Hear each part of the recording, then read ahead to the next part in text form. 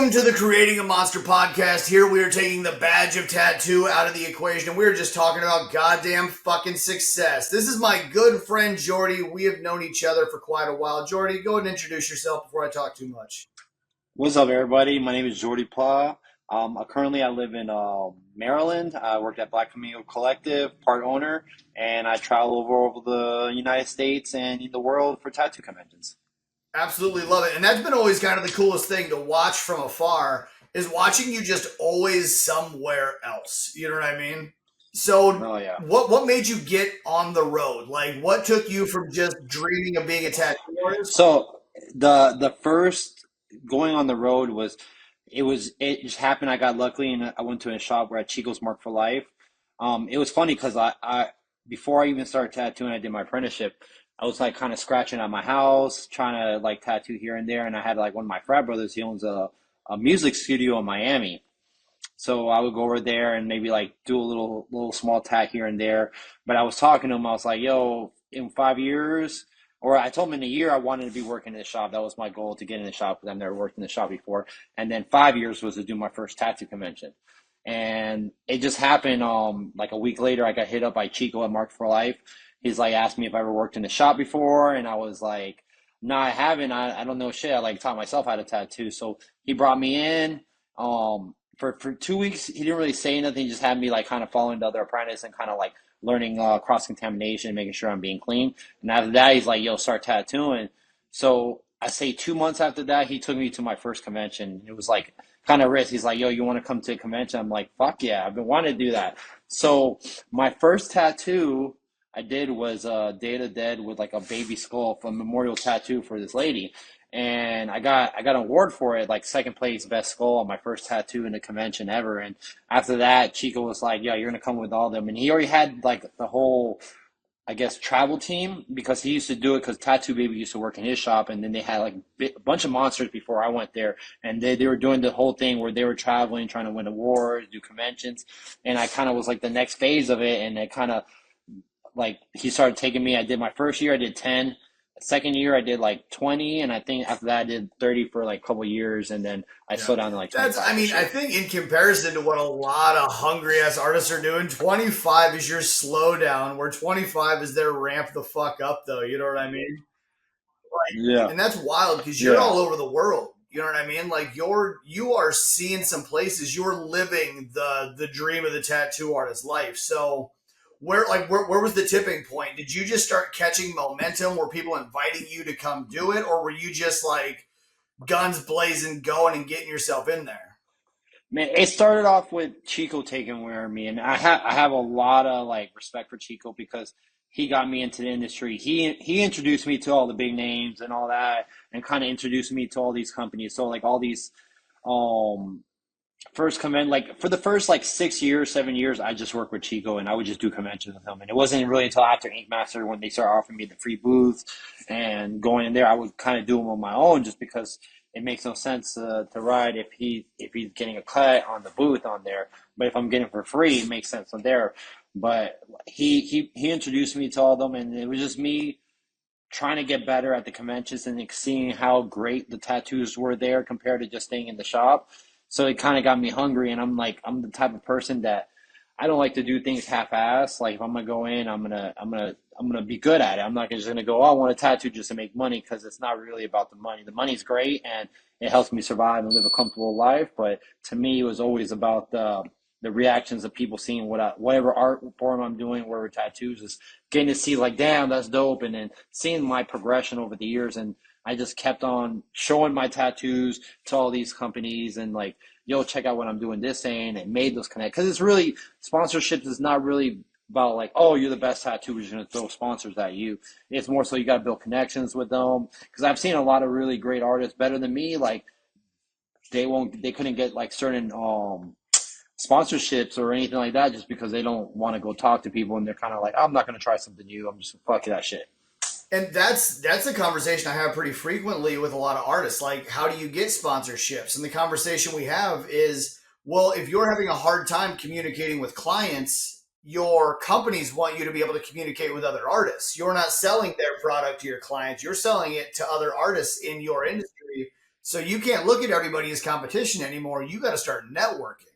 Yeah, no, and it's once you get to a point where there's so many people get tattoos, like it shouldn't be in the competition where it's like, oh, I need to get this appointment or I need to get this money. It should be company. Yo, I see you did a great. I want to do even better one. And that's where I feel like the competition aspect is going to help people kind of get better. And if you have that fire, you don't want to be like second fiddle to nobody. You're going to just learn. You're going to get better, and you're going to improve on your. You're going to get hungry to improve and show off like, yo, I'm better this, or I can be better than this person and shit like that. And it's all relative. It's all subjective because everybody's has their personal opinions about, oh, I like this artist versus this one, but it's just more so like a way to kind of motivate you to kind of get better and like, all right, I see these guys doing this shit, so I need to step it up. I need to be at that level for me to come to these conventions. Yeah. Well, I think there is two kinds of tattoo artists, and we're all competitive. Are you the tattoo artist who says, like, fuck this dude, you know what I mean? Like, I can do better than him. Or are you the guy that does the healthy competition where it's like you see his piece, you're like, I can do it better. And then you're in this healthy competition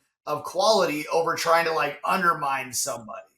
I hate the undermining thing Yeah. because like bringing someone down, it's not going to make you personally better. That's the biggest thing to me. Is just like, oh, that person's shit. He ain't trash. He ain't good. It's like, no, man, he's good. It's just for you, just like I look at it as like, damn, I notice when I see something good, and if it's someone like my rival or whatnot, and I see like, damn, that's probably good.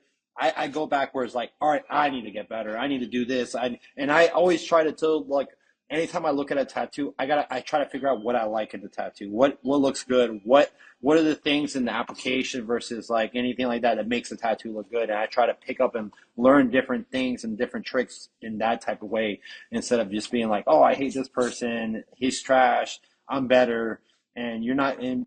Yeah, I think a lot of people struggle with the knowledge of like if it's that undermining, then it's scarcity mindset. You're fighting over who's going to be able to give you money next. Where if it's the abundance competition, then you're always trying to produce better quality. Like whether it's quality experience, quality art, quality like environment. Like a lot of it comes back to like what's healthy is going to be your abundance mindset. What's going to be toxic is your scarcity mindset. If you don't believe, like, if you believe that those clients need to be yours, you're not going to get anywhere. So you're going to undermine. But if you believe that the quality of art is the competition, let's run it.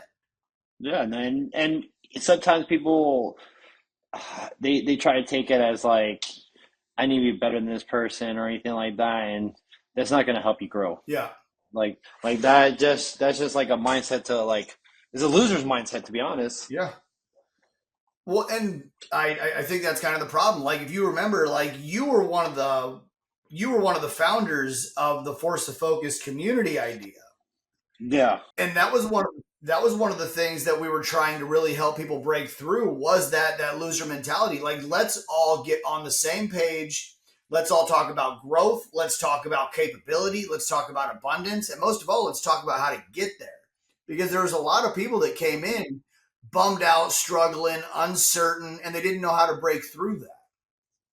Yeah, and it's I think it's for me, I feel like you have to be obsessed with what you want to do because you have to put that work in and it's hard to put that work in and if you kind of don't see any improvement like right away, it's like you kind of back off and like, oh, I don't know if I can do this and it's I feel like anybody can do anything as long as you put the amount of time and you're obsessed about it because like you're not going to be great at anything unless you're obsessed about it. You're thinking about it all the time, ways to improve and get better or be better than this person or anything like that. So you need to have like a very like obsessive personality to really go ham and just not fall off when like you have a little bit of adversity.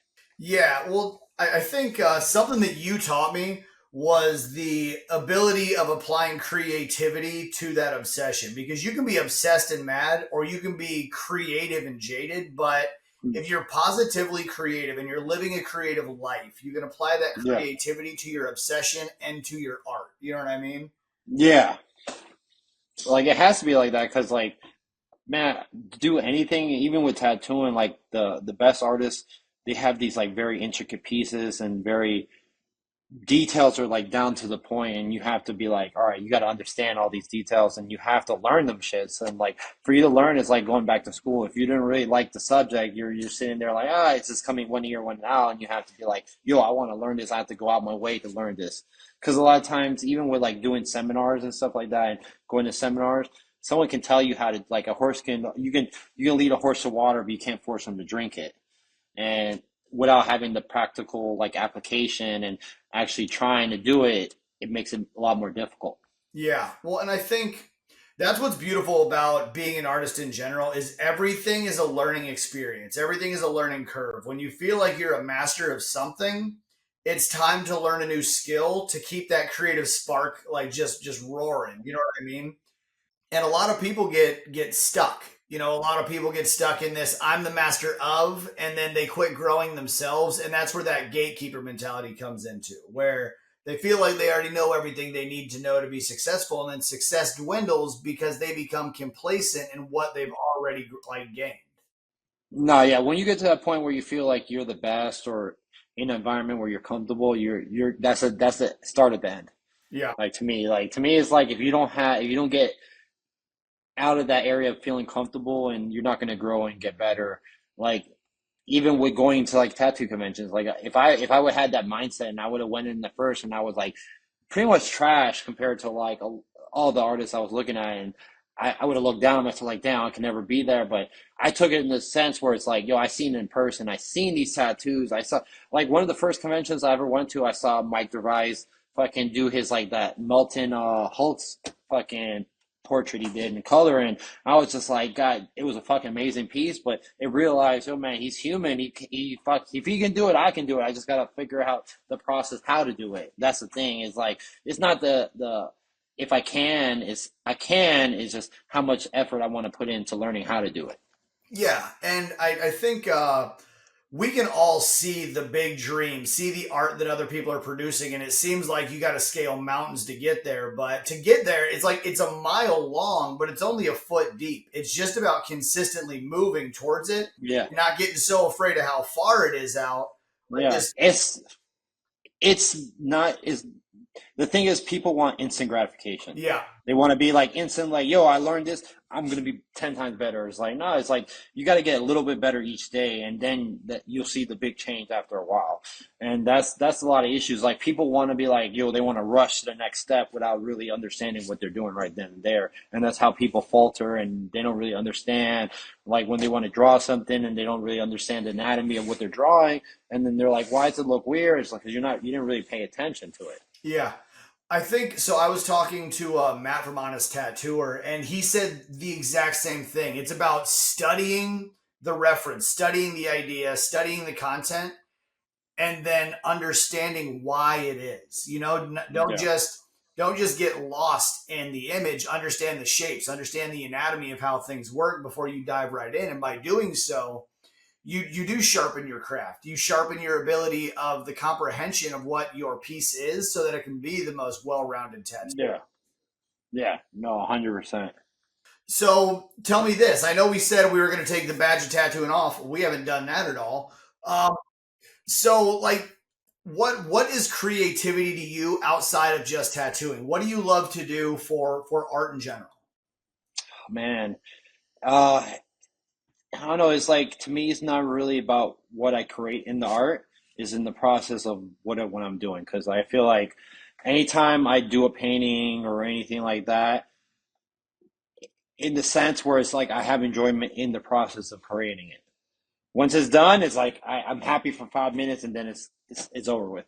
So to me, like the enjoyment of like doing art aside is like the process of doing things and then being able to like do what I wanted to do. Like if I had a plan to do something, make it look realistic or anything like that, and make a painting like a character or something like that, it's being able to accomplish what I want to do and getting the right reference. So like to me, like the whole like art, it's fun, it's relaxing, but it's always been about the process for me and figuring out how even like breaking down looking at someone else's art. I was never in that mood where it's like people are very like contemporary will understand why people paint this stuff and the meaning behind it. And I never really gave a shit about that. To me it was like when I looked at a painting, it was like I tried to deconstruct it, how did they approach to make that painting like that? And that's how I've always approached any type of painting. Anytime I look at any traditional oil paintings or any type of paintings, trying to figure out how did that person make that effect on there, and what did he do it, and try to understand like the process behind it. And it's always been about the process, like because even with tattoos, like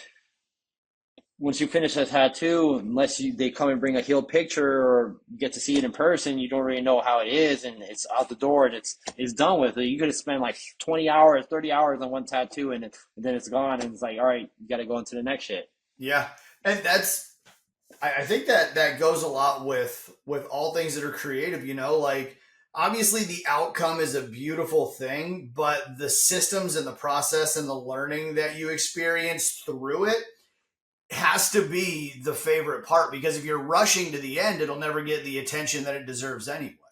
Yeah, and fucking have, and at the same time, it's like trying to do too big of a piece and finish in one day. Yeah. That's a big flaw. What I see a lot of people, and you can tell by the outcome of the work towards the end versus when they first started.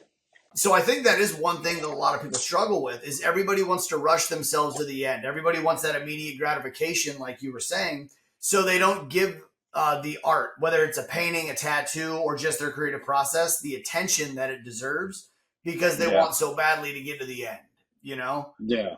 And They want to get praise for the piece without actually doing the work for the piece. yeah, absolutely. And so I think that goes for a lot of things in life. For you, for instance, getting to the point where you were starting to create a lot of momentum, and then you were starting to go to a lot of conventions, and then you started doing Ink Master. You know what I mean? It's all like a building block process.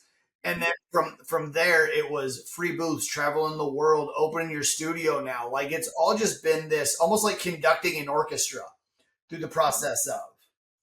And so one of my mentors always tells me if you want to conduct the orchestra, sometimes you have to turn your back to the crowd. Is that something that you faced where you had to make some sacrifices to just make sure you were focusing on what's most important and leaving things behind?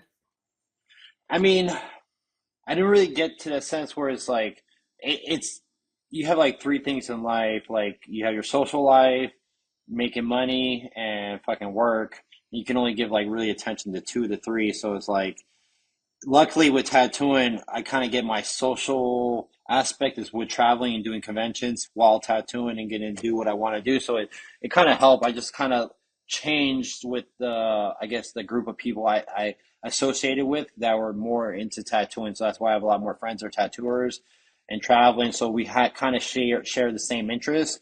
So going out there, I can be social and see my friends, but also I'm in there. I'm going to learn, work, and that's like to me the most important thing. And the social aspect is towards the end. Like even when I approach the social aspect as like an artist in general, like going out and me, it's I do it so I can kind of get people to know who I'm a tattoo artist.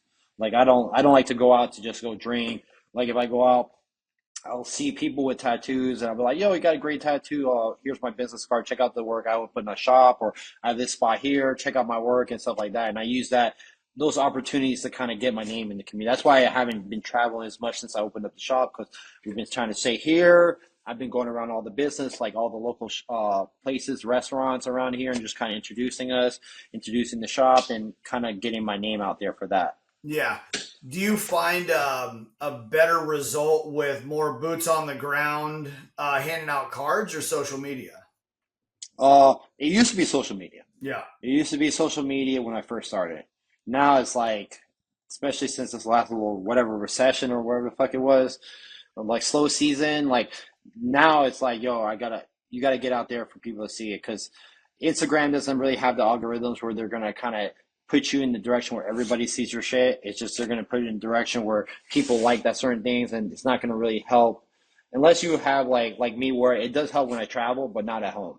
It doesn't help me on there with the social media on there. So to me, for it now, it's like you're essentially paying. You have to pay for social media to get it to work in and fuck on there now. And now, like Apple's charging 30% on top of whatever the cost to boost the post on Instagram.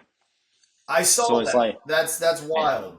Yeah, to me, it's like I stopped using the boost. They said you can do it on Instagram.com and do it without putting it on there, but it's like, what the fuck? Why are you going to charge me 30%? And like, if I'm doing $100 fucking boost and they're going to charge me $30 on top of the $100 Yep. for it just because I have an Apple, it's like, bitch, I don't make me go to Samsung. I don't want to. I don't want to, but I if you don't want save to, but me, I'll fuck, do it.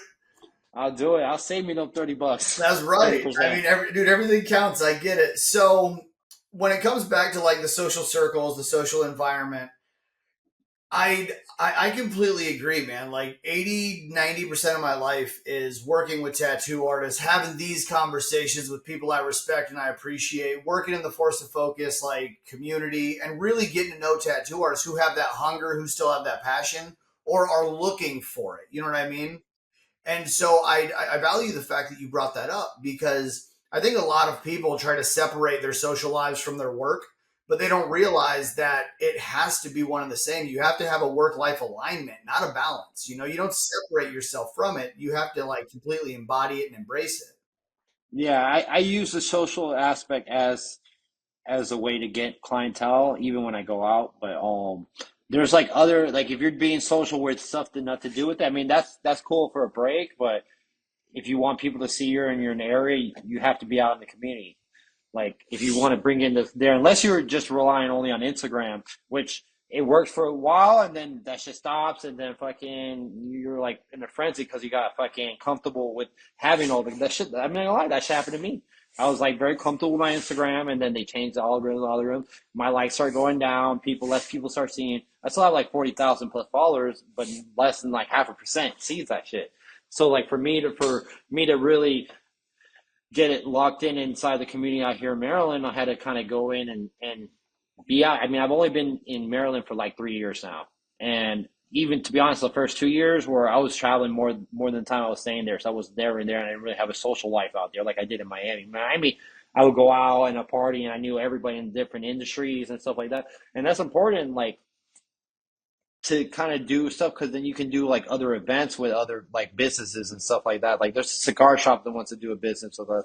There's a smoke shop that sells weed that because it's legal here in Maryland. Then we're eventually going to probably do a 420 event with them on there, and they want me to go table on there. So now every time I go there, I'll buy a thing here and there, but I have my business cards there. So anytime anyone asks them about tattoos or they see the card, they directly write to the shop. So it's like for me, just doing that within the last 6 months, it's like helped me gain a lot of new clientele here in Bethesda, in Maryland, and it's a way you have to be involved in your community if you want to have like clientele based from your community. Yeah, well, I think one thing that you and I used to tap into when we were doing our calls together was the importance of community networking, because as a tattoo artist you're not going to have people across the world sitting in your chair at home base, so don't worry about how big your following's getting when you're still trying to navigate how to stay busy here. So you're absolutely right, like networking in house, networking in your local community is really where you get that momentum going. And yes, it works on social media, but you have to study, you have to be consistent as fuck. There's so many good artists on social media. You can't just show good work and expect everybody to flock to it. Yeah. There's too many good artists out there, and then there's like a lot of artists which at first I was like, man, that seems like a fucking terrible way you have to do content for people to come see and make it entertaining. The fuck, just look at my tattoos. That's what you want. Yeah. But there's so many good artists. Like you have to figure a way to kind of make yourself stand out on a in a social media unless you're going ham in there doing content and here and there, and that's a big difference with like having your clientele from on there. But unless you're not if you're not trying to do that, you need to be able to fucking walk around and introduce yourself to the community because there's the people you want to tattoo and it's like, yo, we got a shop here, come in here. Like fucking I make sure like when we're coming here that everybody in this neighborhood in this whole spot where I'm at, they know we're here and we have new shop and that we have new owners and shit like that, and that we're trying to help out. And I try to do is give discounts to any of the workers that work in any restaurant or any place around here because I want to kind of support the industry, and I know there's going to be a lot of the people coming to get tattooed. Oh, absolutely. And I think that is kind of a big part is anymore it's so hard to get traction just by posting tattoos. So you have to create a personal brand. People have to get to know you on a personal level. They're doing their research on Instagram. They're starting their interview process.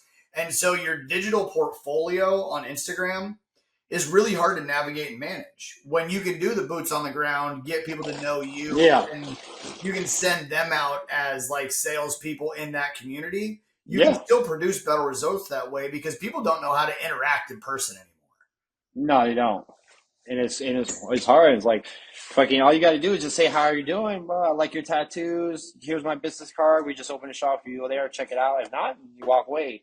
Like people get too like I don't want to say shy because a lot of people are shy, but they just don't want to sit there and physically talk to somebody. They just Yeah. want to text and be gone and not have to deal with anything going into a different direction. Yeah, well, I mean, then I think a lot of people, like, even that you'll walk up to, they don't know how to accept a card anymore. You know what I mean? Yeah, Like, they don't know how to have that one-on-one interaction. I think that's what makes a lot of people uncomfortable. I use this reference all the time, and I don't care if it offends people, but everybody's like the fat kid at the school dance. You know what I mean? You have to physically go up to them and start that interaction. They're never going to come to you. You have to make them feel comfortable. You have to make them feel like they're a part of the process also. And a lot of tattoo artists now are afraid to do that. They're afraid to start the interaction, and you have to be a go-getter.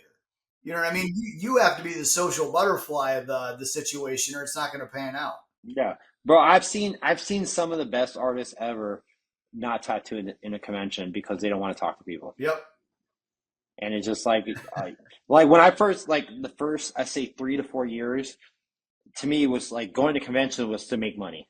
And I would hustle and I would be sit there and we would go in there and we used to call it shirt cocking when we don't have any appointments and we come into the convention and just fucking do walk ups the whole weekend and shit. Yep. But it's like you got to be able to talk because like when I used to go, I grew up in a street shop. Miami, Chico's a street shop. Even when we traveled, it was essentially a street shop at the conventions. Like I started doing the portraits because I wanted to, and I would do all my best portraits are because I did them for free. But for me, it was like, yo, I noticed like, yo, people won't get tattooed unless they've seen you do it before.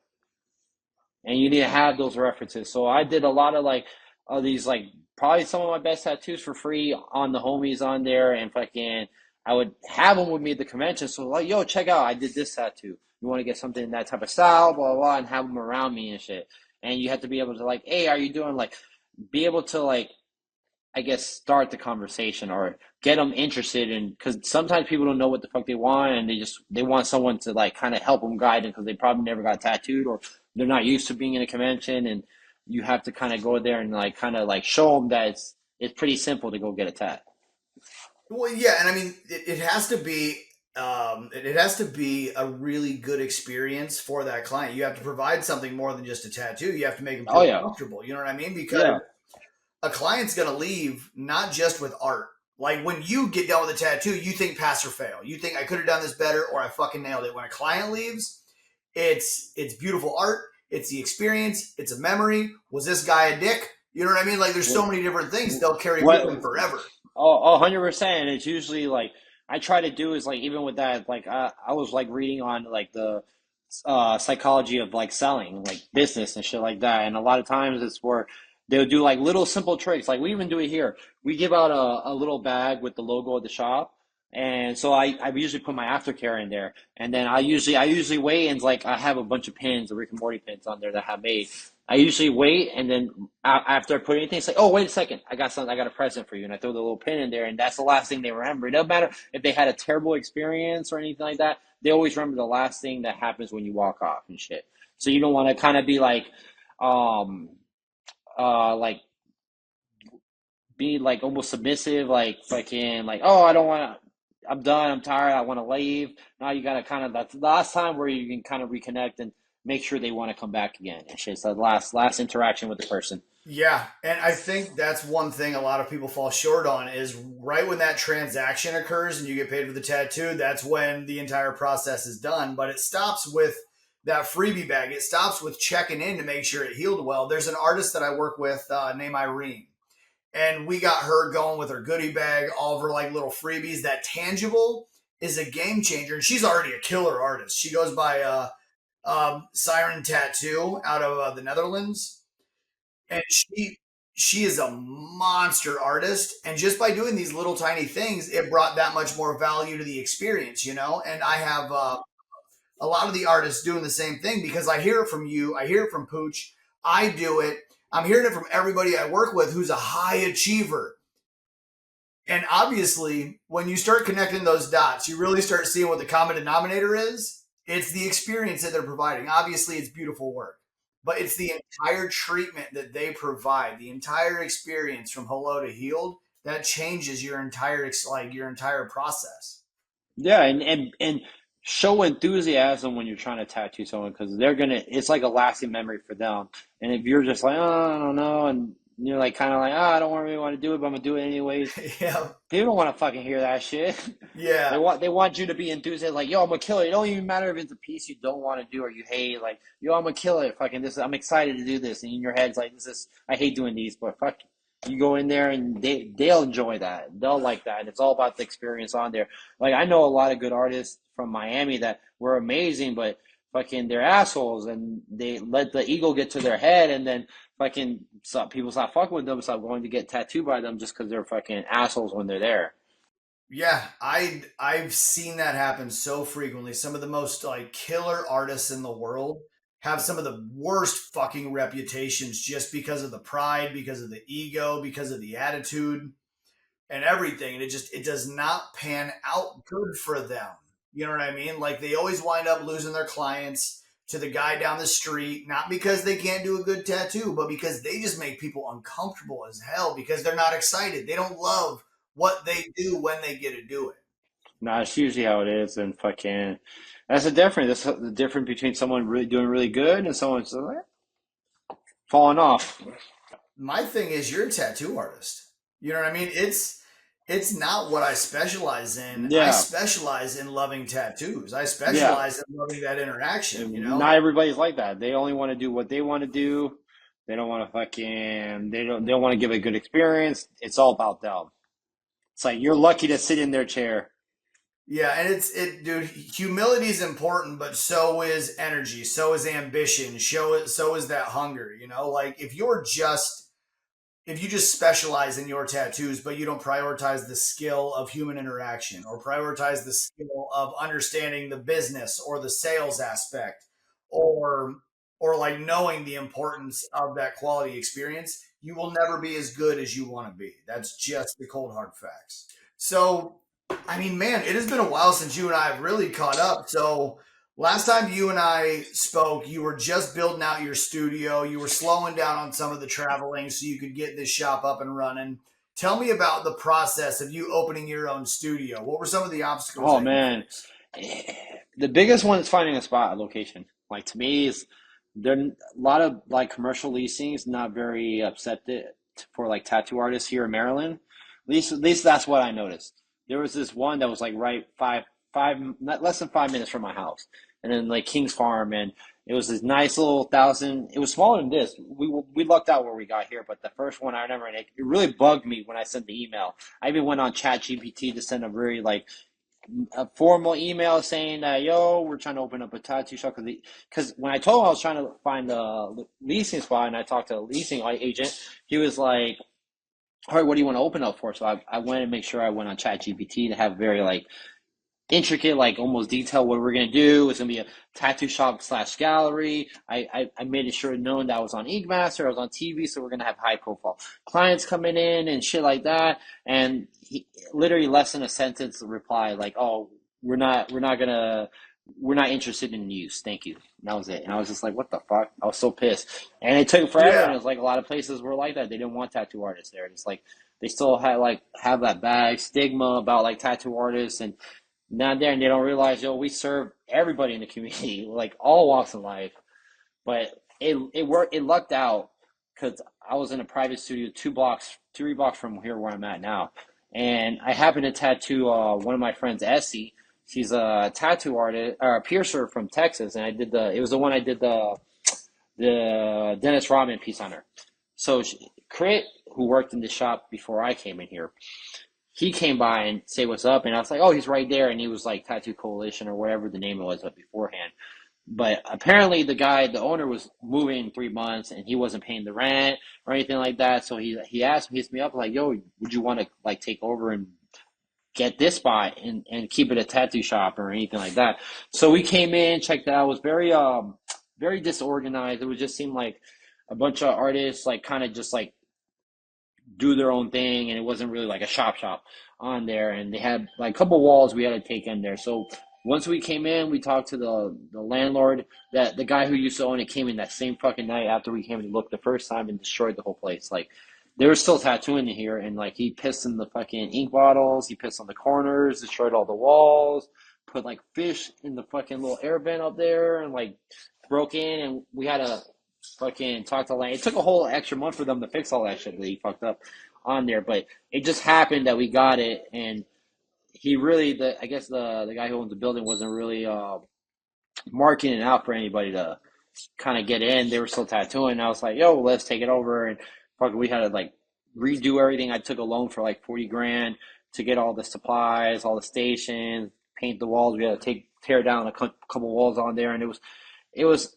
that part wasn't the hard part. Like to me, it was the hard part was like being sure I can get artists to work in here, because like I can work by myself and pay for the rent by myself, but then what's the fucking point of that shit if I don't have like anybody to work Yeah, with or anything absolutely. like that, or at least have it to pay on the for the rent.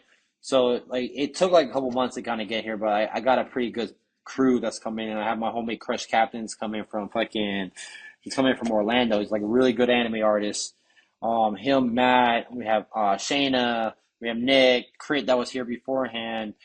We have this girl doing permanent makeup on here too. So like we have like eight stations in here, and they're all full now. Oh Yeah. wow, hell yeah. So So are you guys gonna have some additional space for traveling artists? You yeah. said. So I'm gonna have a booth for like guest artists to come in and shit. Right on, man. So okay, what does the future for Jordy look like then? Like, where are you headed in all of this? Right now, I'm trying to solidify the shop's presence in Maryland. Yep. I want to do less traveling, but I want my traveling like destinations to be more impactful. Like I want to do more overseas stuff. Not I don't want to travel as frequent, but I want when I do travel, I want to go to really cool spots and do things I haven't done yet. Because I've literally traveled all over the United States, and I want to kind of keep it where I do more international. Like I'm doing in August, I'm going to Cali, Colombia, over there for a convention, so I'm excited for that. I do China every other year.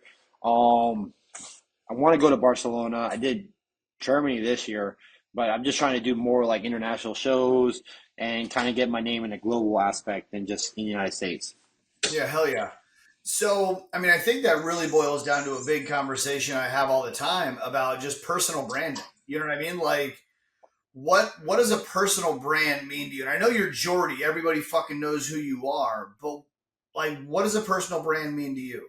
Man, a personal brand, I wouldn't say in the sense where it's about me. I think it's more so it's I guess a definition of my artwork, the type of style. So I want people to be like when they see any type of piece I did, it's like, all right, that's a Jordy piece. That's to me, that's my branding. It's like, all right, that's a Jordy piece right there.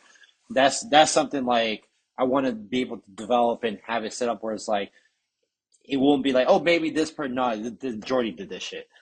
Hell yeah. I always love to see that because I think that was always. I mean, you and I kind of just met on a whim. We were Yeah, shooting the shit a little bit on Instagram. yeah.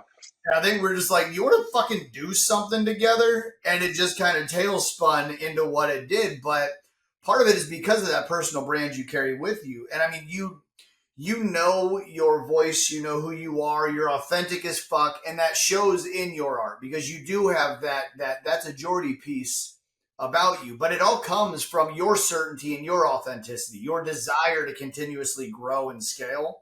And all of that speaks volumes because a lot of people struggle with that, you know? And one thing I feel like people struggle with, they want to try to find something right away.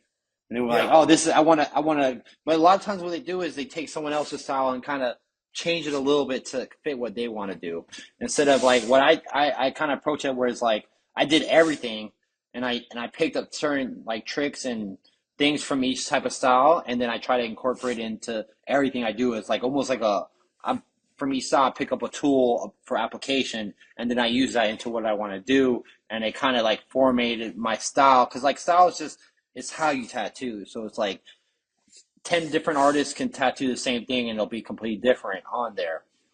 So it's like instead of worrying like, oh, I just need to have a style where I only do black and gray or only do this, or you can if how are you going to develop that style if you're only doing one thing and you don't want to kind of mix things up here and there, like someone who does straight black and gray and where it adds just one pop of color, like they had to fucking try something different for them to like kind of advance and get better. So it's like if you kind of isolate, I'm only doing this, you're going to be stuck only doing that.